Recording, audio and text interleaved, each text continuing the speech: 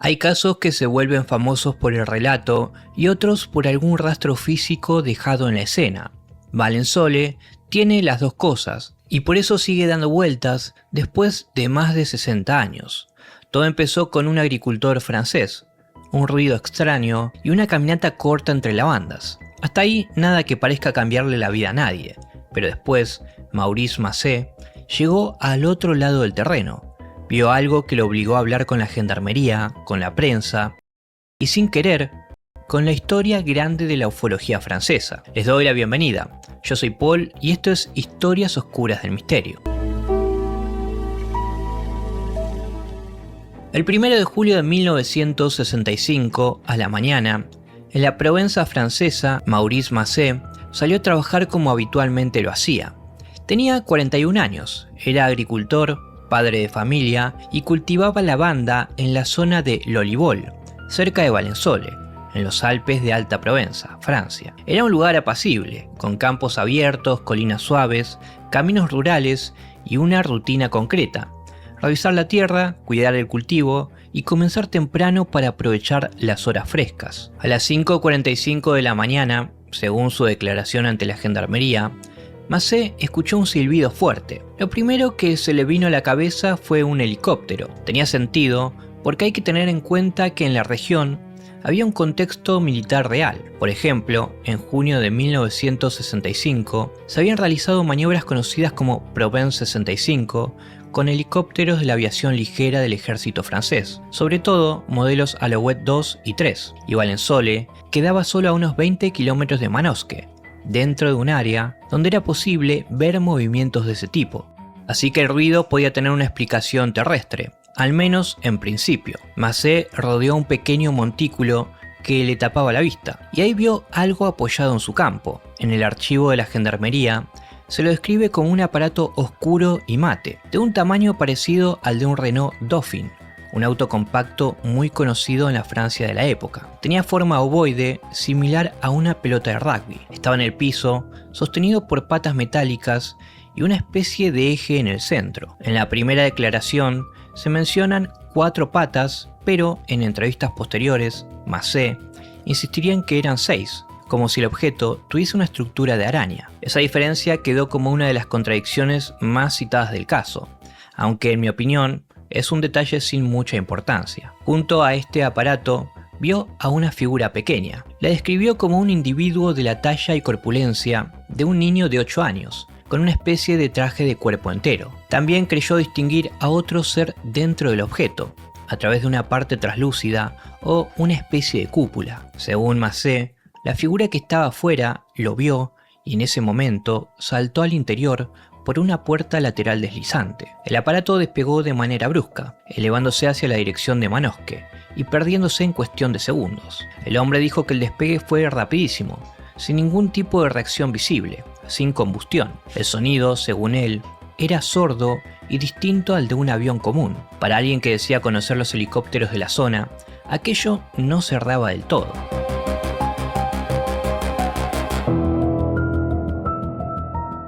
Después del despegue, el hombre quedó paralizado unos segundos, al parecer por el impacto del momento. Cuando pudo moverse, se acercó al punto donde el objeto había estado apoyado. Allí encontró la parte física del caso. La tierra estaba húmeda, como lodo muy líquido, aunque no se menciona lluvia reciente que justificara ese estado.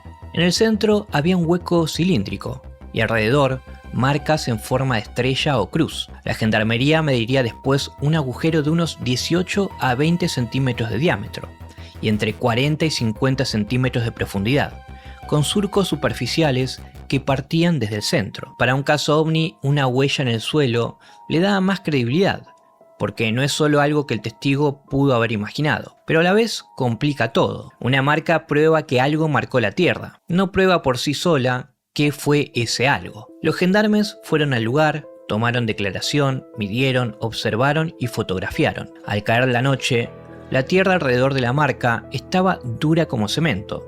Esa alteración quedaría como una de las piezas más discutidas del expediente. La historia empezó a circular por Valensole durante el día. Macé habló del asunto en el café local. La gendarmería fue informada a las 7:30 p.m. Esa noche, alrededor de las 10, los agentes fueron al campo con él, confirmaron las marcas y dejaron constancia en el archivo. También anotaron que no había otros testigos directos. El 4 de julio de 1965, Le Dauphin Libéré publicó el caso con detalle. El artículo recogía el tamaño del objeto, la figura pequeña, el despegue y las marcas en la tierra. Un día después, Le Provençal entrevistó al agricultor. Allí el hombre fue tajante con la hipótesis del helicóptero. Dijo que sabía reconocer uno y que lo que había visto en su campo no lo era. Esto me hizo acordar al caso de Cusack, también en Francia. Básicamente el caso se trata de dos hermanos que ven una esfera y unos seres extraños entrando en ella. Una de las explicaciones oficiales fue casualmente que era un helicóptero lo que habían visto esos niños. Es un caso muy interesante. Si lo quieren ver, se los dejo en el comentario fijado. Bueno, cuestión es que en esa entrevista insistió en que era una máquina con forma de araña gigante, con patas, sin hélices visibles y con un ruido que para él no correspondía a una aeronave común. La prensa nacional fue más fría. El reconocido periódico Le Monde publicó una nota el 5 de julio con otro enfoque. El supuesto plato volador pudo ser un helicóptero vinculado a las maniobras militares. Esta explicación nunca desapareció. Tiene un par de puntos a favor, por ejemplo el contexto de Provence 65, el sonido inicial y la cercanía a Manosque, pero también deja partes que no cierran como la forma ovoide, la puerta deslizante, las patas metálicas, las marcas de cruz y la conducta de los ocupantes. Nuevamente, como analicé en el caso de Cusack, para que esta teoría del helicóptero entre, hay que forzar muchas cosas.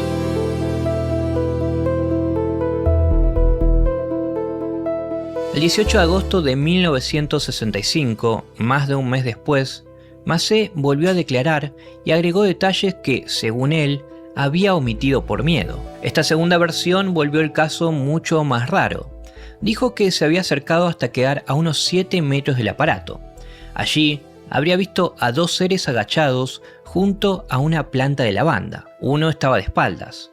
Cuando se giró, le apuntó con un objeto luminoso. El hombre afirmó que en ese instante quedó inmovilizado, sin poder mover la cabeza ni extremidades. O sea, podemos creer que no lo dijo antes por miedo, o podemos tomar esta información con pinzas. Que no se malentienda, eso no la vuelve falsa, pero la ubica en otra categoría. La primera versión habla de un ser pequeño afuera y otro percibido dentro del aparato. La versión posterior introduce la escena de los seres junto a la lavanda, el objeto luminoso y una parálisis causada de manera directa. En un relato serio, esa diferencia hay que marcarla. Según la descripción ampliada, los humanoides medían cerca de 1 metro. Llevaban trajes de una sola pieza, con 2 hileras de botones al frente y no tenían casco. Sus cabezas eran grandes, con forma de calabaza, mucho más voluminosas que las de una persona normal. Tenían orejas grandes, casi sin mentón, boca como un orificio redondo, piel lisa, sin pelo ni barba, y el cuello apenas se distinguía. Massé también contó que emitían una especie de gorgoteo entre ellos, como si se comunicaran de una forma que él no podía entender. Eso me recordó mucho a la película de Spielberg que se estrena esta semana. En el tráiler se escucha como si los aliens hablaran de esa manera. En el informe no hay mensajes, profecías ni discursos cósmicos. El encuentro fue breve, raro y bastante directo. En mi opinión, el supuesto dispositivo paralizador es uno de los elementos más fuertes del caso, y también uno de los más delicados. Lo correcto es decirlo tal cual aparece. Según Maurice Massé, uno de los seres le apuntó con un objeto luminoso y él quedó paralizado durante unos segundos. No hay medición médica de ese efecto, tampoco algún registro externo. Existe solo su testimonio. Aún así, no es el único caso que presenta este elemento. Sin ir más lejos, en Argentina, el caso Ferraudi también pasa por esa experiencia, solo que en esa ocasión los seres eran nórdicos, bastante diferentes a los que vemos en el caso Valensole. Si quieren apoyarme en Patreon, ahí publiqué el caso Ferraudi, que también se los dejo en el comentario fijado. Todos los miércoles tenemos videos exclusivos en esa plataforma. Volviendo al episodio, una vez que Massé quedó inmóvil, los seres habrían subido de nuevo al aparato. La nave se elevó y desapareció en dirección a Manosque, como si nada. Entonces él recuperó el movimiento. En el lugar quedó la tierra marcada, el suelo alterado y un agricultor que hasta esa mañana era simplemente un hombre trabajando en su campo. Después vino lo inevitable, curiosos por todos lados, gente caminando, señalando, preguntando y metiendo los pies donde justamente no había que meterlos. Las marcas que podían haber servido como evidencia física terminaron bastante arruinadas. Todos querían ver el agujero, pero nadie pensó en no pisar alrededor. El hombre no aparece en los documentos como un bromista. De hecho, vecinos y autoridades lo describían como un hombre serio, sobrio y con buena reputación. Tampoco figura como alguien interesado en la ufología antes del caso. No encontré datos de que haya ganado dinero con la historia. Más bien, perdió tranquilidad. Según los informes, tardó en contarlo todo porque temía que lo tomaran por loco. Y eso se entiende, porque aún hoy en día, cada vez que hablamos de estos temas, hay alguna risita o comentarios burlones. Así que imaginen un agricultor de la Provenza diciendo que vio seres de 1 metro junto a una máquina ovoide en su lavanda. Tras el episodio declaró un cambio curioso.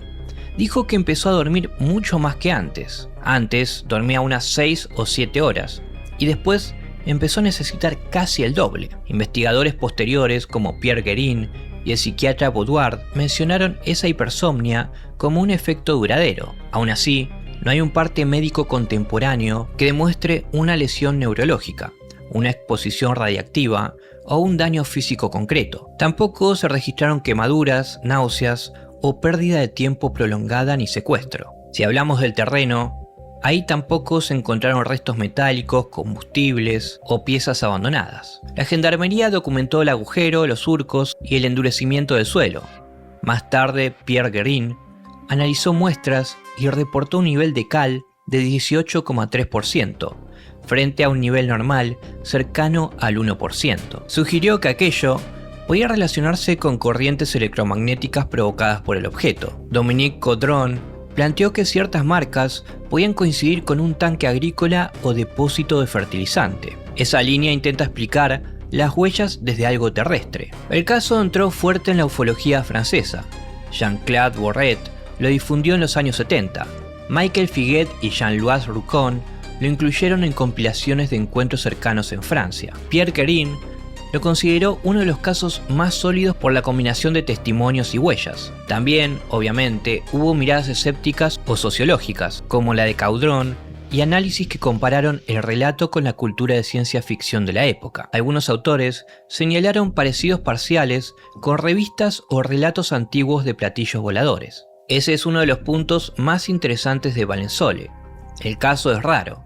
Yo diría que demasiado raro como para despacharlo como un malentendido rápido y listo, pero también se sostiene sobre algo bastante frágil, un solo testigo. Hay documentos oficiales, hay prensa de la época y hay huellas que llegaron a ver los gendarmes.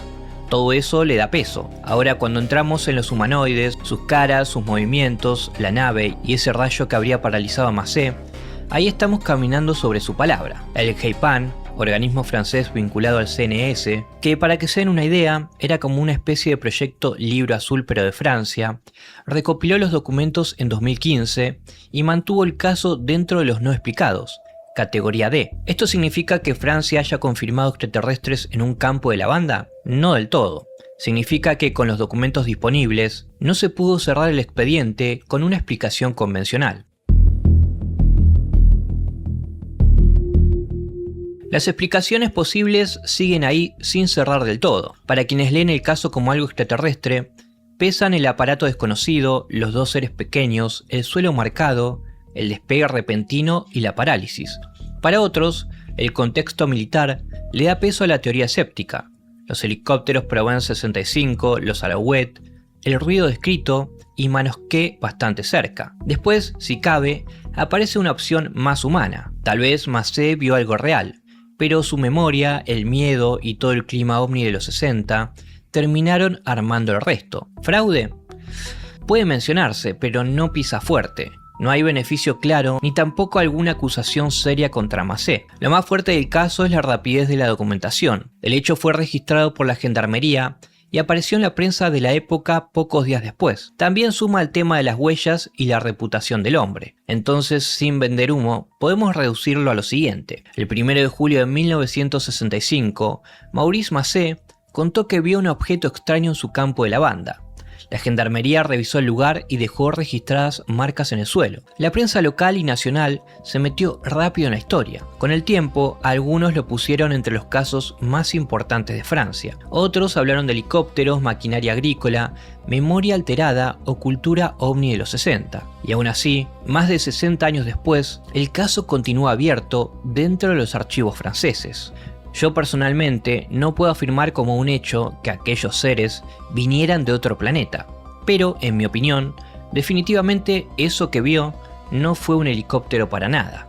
Esa explicación, como ya mencioné, deja muchas piezas sueltas. Si realmente el caso sucedió como el relato del hombre, entonces hubo un contacto con algo al menos desconocido.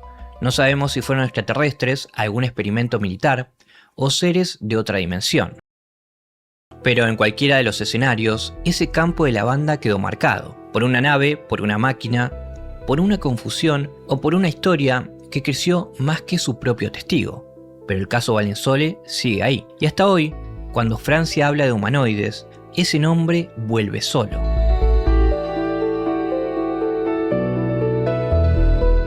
Bueno, viajantes, vuelvo a recomendarles el caso Cusack en mi otro canal y el caso Ferraudi en Patreon.